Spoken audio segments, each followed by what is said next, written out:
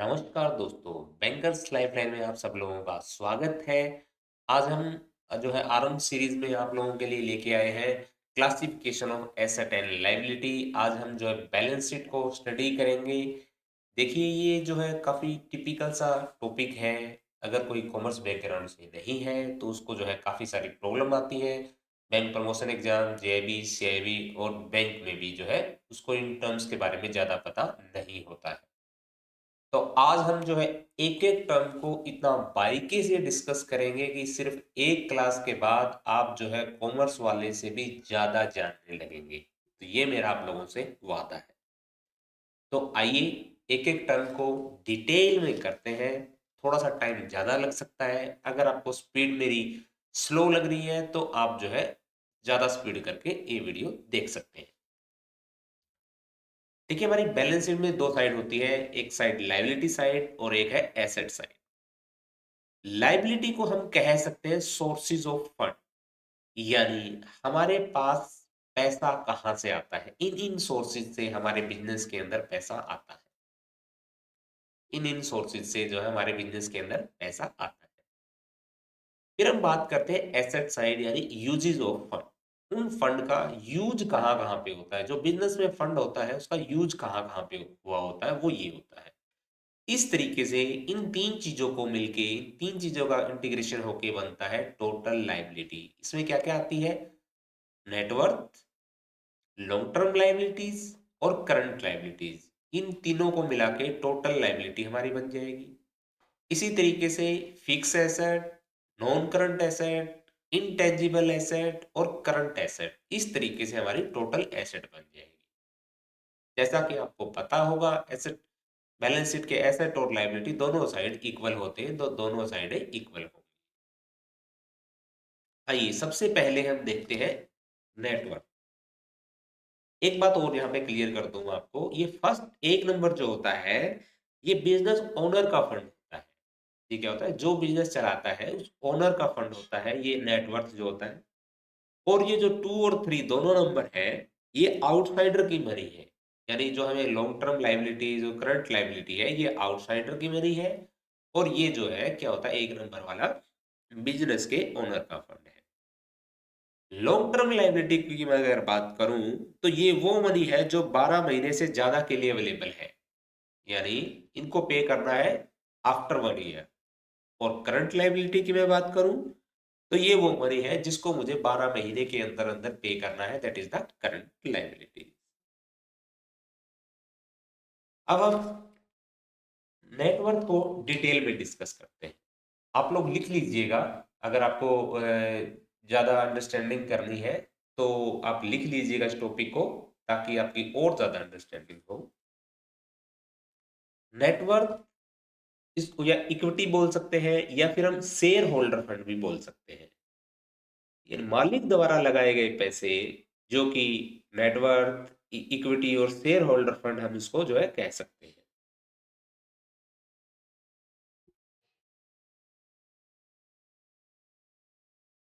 इसमें भी दो चीजें हो सकती है। एक, वो जो ओनर जो है साथ लेके आया है पैसा आपका। देखिए, नेटवर्थ, इक्विटी और शेयर होल्डर जो है क्या हो सकता है। एक, वो कैपिटल जो मालिक खुद लेके आया है, ये वो पैसा है। दूसरा, रिजर्व हो सकते हैं इसके अंदर। रिजर्व का मतलब है कोई ऐसा पैसा जो वो घर नहीं लेके गया, रिटेन रह गया। अगर बिजनेस के अंदर उन्हें रिटेन रखा, तो वो रिजर्व होते हैं। रिजर्व के अंदर भी 3 तरीके के रिजर्व हो सकते हैं। एक बार थोड़ा-सा मैं आप लोगों को बता देता हूँ कि ये रिजर्व क्या होते हैं। जर्नल रिजर्व, यानी कोई भी प्रॉफिट जो फर्म ने बनाया था, जो रिमेन रहा, फर्म के अंदर ही रहा वो, यानी मालिक ने वो जो है प्रॉफिट आगे डिस्ट्रीब्यूट नहीं किया। अगर कोई प्रॉफिट फर्म ने कमाया और उसको आगे डिस्ट्रीब्यूट नहीं किया और बिजनेस में ही लगा रहा, तो उसको जर्नल रिजर्व कहते हैं। प्रॉफिट का पैसा, ओ प्रॉफिट जो ओवर टाइम ऑफ ईयर जो होता है हमारे पास इकट्ठा हो जाता है, तो उसे जर्नल रिजर्व में रखते हैं। इसके अलावा कैपिटल रिजर्व, जैसे कंपनी अपने शेयर इश्यू करती है प्रीमियम पे, तो उसका जो प्रीमियम का अमाउंट होगा, that is the capital reserve. और रिवैल्यूएशन रिजर्व, जिस तरीके से आपका जो है मशीनरी होती है उसमें डेप्रिसिएशन की वैल्यू हमारी जो है लेस होती है ना, हम मशीनरी की वैल्यू हर साल लेस करते रहते हैं क्योंकि डेप्रिसिएशन उसमें लग जाता है। उसी तरीके से लैंड की वैल्यू हर साल बढ़ती रहती है। तो जितना इंक्रीज हुआ फिक्स एसेट की वैल्यू के अंदर, जितना जो है लैंड की वैल्यू एप्रिशिएट होती है over A time period, that is revaluation reserve उसको हम कहते हैं। तो इस तरीके से हमने इसके तीनों साइड जो है यहाँ पे कवर कर ली कि कैपिटल जो मालिक का खुद का पैसा होता है, रिजर्व जो पैसा जो है बिजनेस के अंदर रिटेन हो जाता है उसको मालिक निकालता नहीं है, वो हुआ। और उसके बाद रिजर्व के अंदर हमने पढ़ा जनरल रिजर्व, यानी जो प्रॉफिट ओवर द टाइम हमारे पास एक्यूमुलेट हो जाते हैं वो। और कैपिटल रिजर्व जो शेयर प्रीमियम का अमाउंट होता है वो कैपिटल रिजर्व में। और रिवैल्यूएशन रिजर्व में अगर कोई लैंड वगैरह की वैल्यू इंक्रीज हुई है ओवर द टाइम तो वो जो है रिवैल्यूएशन रिजर्व के अंदर वो आ जाएगी। इसकी मार्केट वैल्यू जो भी अप्रिशिएट करेगी वो बुक में जो है हम रिकॉर्ड करेंगे। हमें उसकी जो है फिक्स एसेट की वैल्यू बुक्स में इंक्रीज करनी पड़ेगी। जितनी वैल्यू इंक्रीज होगी उतना अमाउंट हमें रिवैल्यूएशन रिजर्व जो है हम उतने अमाउंट का क्रिएट कर देंगे। आइए अब डिस्कस करते हैं लॉन्ग टर्म लाइबिलिटीज को, यानी वो लाइबिलिटीज जो, पहली बात तो ये कि ये मैंने आपको बताया था जो एक नंबर पे जो लिखा हुआ था नेटवर्थ इक्विटी और शेयर होल्डर फंड, ये जो है ओनर का पैसा है। और जो लॉन्ग टर्म लायबिलिटी वाला पैसा है ये आउटसाइडर का पैसा है। मैं आपको बताया था कि पहले की जो पैसा आउटसाइडर का, और इसको पे भी कब करना है, payable after 1 year from the date of balance sheet, और बैलेंस शीट की डेट से 1 साल के बाद इसको पे करना है। बैंकों के से जो लिए हुए टर्म लोन इसके अंदर आएंगे, और डिबेंचर इसके अंदर आएंगे। Any type of debenture in case of company के अंदर किसी भी टाइप का जो डिबेंचर हो तो वो भी इसके अंदर जो है शामिल किया जाएगा। कंपनी पब्लिक से डिबेंचर रेज कर लेती है, like smaller amount term loan. इनमें इंस्टॉलमेंट सिस्टम नहीं होता, एक ही बार में मेच्योरिटी पर रिपेमेंट इनका होता है। तो इस तरीके से डिबेंचर जो है रेज कर लेती है कंपनियां। अनसिक्योर्ड लोन, अगर टर्म लोन तो इसका मतलब है अमाउंट जो है बोरो का अगर किया जाए अपने फैमिली और फ्रेंड से तो उसको अनसिक्योर्ड लोन कहते हैं। और इसको आफ्टर पेबल आफ्टर 1 ईयर ही माना जाता है। लॉन्ग टर्म लाइबिलिटीज सिंपल भाषा में कहूं तो जो लाइबिलिटी मुझे 1 साल से ज्यादा समय में चुकानी है। इसके अंदर क्या क्या आएगा, जैसे ट्रम बैंकों से लिए हुए टर्म लोन, डिबेंचर और अनसिक्योर्ड लोन। उसके बाद चलिए चलते हैं करंट लायबिलिटी पे। करंट लायबिलिटी क्या होती है, which are payable within 1 year from the date of balance sheet, जो बैलेंस शीट की डेट के 1 साल के अंदर मुझे पे करनी होती है। एक बात और क्लियर कर दूं मैं आपको, जो टर्म लोन का पैसा जो था, जो पैसा इस साल मुझे देना है, टर्म लोन की इंस्टॉलमेंट का जो पैसा मुझे इस जो जब बैलेंस शीट बना रहा हूं इस साल जब देना है, तो उस टर्म लोन की इंस्टॉलमेंट जो होगी तो उस साल की इंस्टॉलमेंट को मैं जो है करंट लायबिलिटी माना जाएगा। जो पैसा बैलेंस शीट बनाए जाने वाले के साल के अंदर अंदर देना है, जो मैंने देना है, तो उसको जो है क्या माना जाएगा, करंट लायबिलिटी माना जाएगा। करंट लायबिलिटी क्या होती है, payable within a year from the date of balance sheet, जो पैसा बैलेंस शीट बनाने वाले साल के अंदर 1 साल के अंदर अंदर मुझे देना होता है। इसके अंदर है क्रेडिटर, यानी लेनदार, जिससे मान लो मैंने उधार पैसा सामान खरीदा है तो वो मुझसे पैसा मांगेंगे। क्रेडिटर क्या होते हैं, लेनदार। अगर किसी पर्सन से मैंने सामान खरीदा है, उधार सामान खरीदा है, तो दैट इज अ क्रेडिटर। अगर किसी को बिल पे कर रहे हैं तो बिल पेबल भी करंट लायबिलिटी का पार्ट होते हैं। इसी तरीके से अगर मैंने कोई प्रोविजन बना रखा है, जैसे कि मान लें मैंने टैक्स के लिए प्रोविजन बना दिया, बोनस के लिए कोई प्रोविजन बना दिया, डिविडेंड के लिए कोई प्रोविजन बना दिया, तो वो भी मेरा करंट लायबिलिटी का पार्ट है। आउटस्टैंडिंग एक्सपेंसेस मतलब अगर कोई मेरा बकाया एक्सपेंसेस है तो वो भी आउटस्टैंडिंग एक्सपेंसेस जो है इसके अंदर आएंगे। बैंक लिमिट सीसीओडी भी करंट लायबिलिटी का पार्ट होती है। इन शॉर्ट में आपको कहूं तो करंट लायबिलिटी वो लायबिलिटी होती है जो मुझे बैलेंस शीट की डेट से विद इन 1 ईयर पे करनी होती है, और लॉन्ग टर्म लायबिलिटी वो होती है जो बैलेंस शीट की डेट से 1 साल से ज्यादा समय के अंदर मुझे पे करनी होती है। वो होती है आपकी long term liability, payable after 1 year. आइए अब एसेट के बारे में हम जान लेते हैं। एसेट यानी यूजेज ऑफ फंड, इसके अंदर सबसे पहले हम कवर करेंगे फिक्स एसेट, या फिर इसको हम जो है नेट ब्लॉक और फाइनल वैल्यू एसेट भी जो है बोल सकते हैं। तो फिक्स एसेट क्या होती है? जो रिपीटेडली यूज होती है और जिसको हम सेल करने के लिए नहीं खरीदते, वो दैट इज फिक्स एसेट। अगर मान लीजिए इसको एक जो है मान लीजिए कोई व्हीकल्स है, तो ये किसी के लिए तो फिक्स एसेट हो सकती है और किसी के लिए जो है ये करंट एसेट्स हो सकती है। अगर वो मैन्युफैक्चरिंग कंपनी है तो उसके लिए तो वो फिक्स एसेट होगा, लेकिन अगर कोई डीलर जो है वो व्हीकल खरीदता है तो वो तो रखने के लिए तो खरीदता नहीं है, वो तो बेचने के लिए खरीदता है, तो जो है उसके लिए ये करंट एसेट मानी जाएगी। यानी फिक्स एसेट वो होती है जिसको सेल करने के लिए हम नहीं खरीदते, वो होती है हमारी फिक्स एसेट। जैसे land, building, plant, machinery, vehicle. Vehicle और मशीनरी के अंदर मैंने आपको बता दिया कि अगर वो सेल करने के लिए यूज कर रहा है तो उसके लिए करंट एसेट है, जिसे डीलर करते हैं।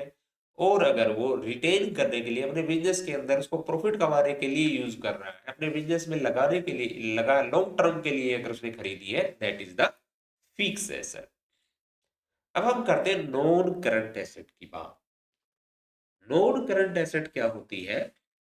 जैसे करंट एसेट जो होती है वो 1 साल के अंदर कैश में कन्वर्टेबल होती है, लेकिन नॉन करंट एसेट का क्या होता है, 1 साल के अंदर कैश में कन्वर्ट हो जाती है।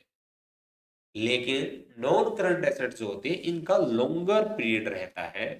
तो लॉन्ग टर्म सिक्योरिटी डिपॉजिट, जिस तरीके से मान लीजिए कोई हमने बिजली का सिक्योरिटी जमा करवा दी, पानी के लिए सिक्योरिटी जमा करवा दी, तो इस तरीके की जो लॉन्ग टर्म की सिक्योरिटीज होती है वो नॉन करंट एसेट मानी जाएगी। इन्वेस्टमेंट इन एसोसिएट, अगर कोई कंपनी अपनी एसोसिएट में इन्वेस्टमेंट करती है तो वो भी नॉन करंट एसेट का पार्ट होगी। Debtor more than 6 month hold, debtor जो होते हैं 6 मंथ तक जो है आपकी करंट एसेट के अंदर फॉल करेंगे।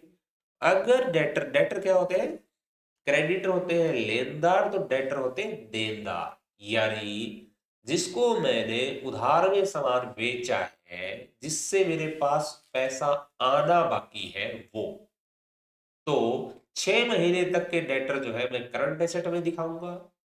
और अगर 6 महीने हो जाते हैं तो ये मान लीजिए कि वो पैसा आने की संभावना कम हो जाती है, इसलिए उसको हम नॉन करंट एसेट में उसको सेग्रीगेट करते हैं। अब एक कैटेगरी होती है इनटेंजिबल एसेट। इनटेंजिबल एसेट जैसा कि इसका नाम ही बता रहा है, विच इज नॉट टेंजिबल, जिसको हाथ नहीं लगा सकते, जो टेंजिबल नहीं है, जिसको देख नहीं सकते, लेकिन हैविंग सम वैल्यू, लेकिन उसकी कोई वैल्यू है। जैसे हमारी गुडविल, ये वैल्यू ऑफ रेपुटेशन होती है एक फर्म की, यानी गुडविल। इसको हम हाथ तो नहीं लगा सकते, छू तो नहीं सकते, लेकिन ये वैल्यू होती है। इससे हमारी जो है क्या होती है, प्रॉफिट अर्न करने में हमारी हेल्प करती है, प्रॉफिट जनरेट करने में हेल्प करती है। अगर कोई ब्रांड है उसकी गुडविल अच्छी है तो उसका प्रोडक्ट जो है ज्यादा रेट में बिकेगा, सीधी सी बात है, तो वो जो है प्रॉफिट जनरेट करने में हेल्प करती है, लेकिन सीधी हम उसे टच या we can't see, we can't touch. परी ऑपरेटिव एक्सपेंसिव, परी ऑपरेटिव एक्सपेंसेस क्या होते हैं? बिजनेस के ऑपरेशन में आने से पहले के जो खर्चे होते हैं, दैट इज परी ऑपरेटिव एक्सपेंडिचर, वो भी इंटेंजिबल एसेट का पार्ट होते हैं। पर्लिमिनरी एक्सपेंसेस, पर्लिमिनरी एक्सपेंसेस क्या होते हैं? बिजनेस को कमेंस करने से रिलेटेड जो एक्सपेंसेस होते हैं, जैसे मार्केट के एक्सपेंडिचर, एडवर्टाइजमेंट के एक्सपेंडिचर, वो सारे होते हैं हमारे प्रीलिमिनरी एक्सपेंसेस। और लॉसेस को भी इंटेंजिबल एसेट का पार्ट माना जाता है। जिस तरीके से प्रॉफिट जो है वो हम कहाँ लेते हैं? प्रॉफिट हम जनरल रिजर्व के अंदर ले लेते हैं। प्रॉफिट जो है, एक्यूमुलेटेड जो प्रॉफिट होता है, उसे हम नेटवर्थ के अंदर ले जाते हैं। इसी तरीके से हम जो है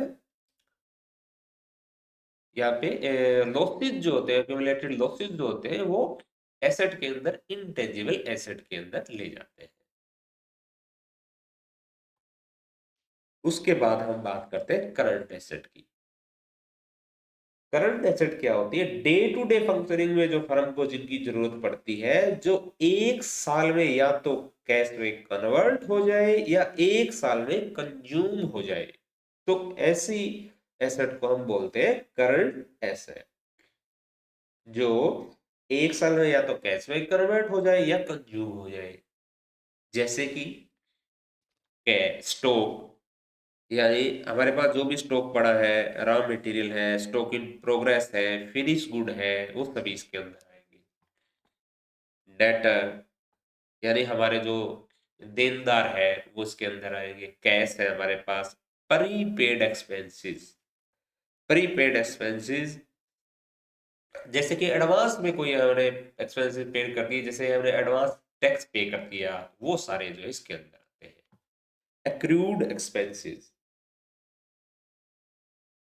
एक्रूड का मतलब है विच बिकम ड्यू बट नॉट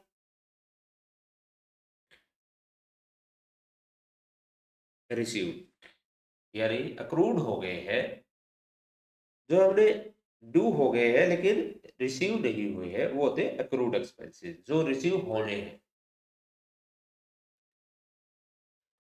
इसके अंदर हम एडवांसेस टू सप्लायर को भी जो है इसके अंदर ले सकते हैं,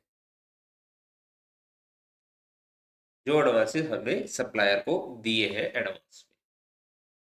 तो इस तरीके से दोस्तों हमने जो है एक एक चीज को जो है कवर कराने की कोशिश की आप लोगों को। सबसे पहले हमने देखा कि लाइबिलिटी के अंदर जो है तीन पार्ट होते हैं। नेटवर्थ, नेटवर्थ यानी जो मालिक का हिस्सा होता है, ये ओनर का जो पैसा होता है। फिर लॉन्ग टर्म लाइबिलिटी जो एक साल से ज्यादा जो payable after 1 year from the date of balance sheet होती है। उसके बाद करंट एसेट जो payable within 1 year from the date of balance sheet होती है, वो करंट एसेट होती है। इस तरीके से हमने देखा फिक्स एसेट, वो जो जिसको हम जो है बिजनेस के अंदर रिटेन करने के लिए खरीदते हैं, ना कि सेल परचेज के मतलब से, उसको फिक्स एसेट कहते हैं। नॉन करंट एसेट क्या होती है? पहले, इससे पहले हम करंट एसेट को समझते हैं, जो कि एक साल के अंदर कैश में या तो कन्वर्ट हो जाए या हम उनका कंज्यूम कर ले, that is a current asset. अगर उसका कंजम्पशन या कन्वर्ट नहीं होती है वो एक साल के अंदर, that is a non current asset. उसके बाद इनटेंजिबल एसेट, वो जिसको ना देखा जा सकता है ना छुआ जा सकता है, लेकिन वो हमारी प्रॉफिट को बढ़ाने में हेल्प करती है। ठीक है दोस्तों, इस तरीके से हमने जो है एसेट और लाइबिलिटी को एक एक करके हमने यहाँ पे सीख लिया है। अब जो है अगली क्लास के अंदर हम रेशियो एनालिसिस करेंगे, क्योंकि उसके लिए ये सबसे ज्यादा जरूरी और बेस फाउंडेशन था। ठीक है दोस्तों, thank you so much, all the best.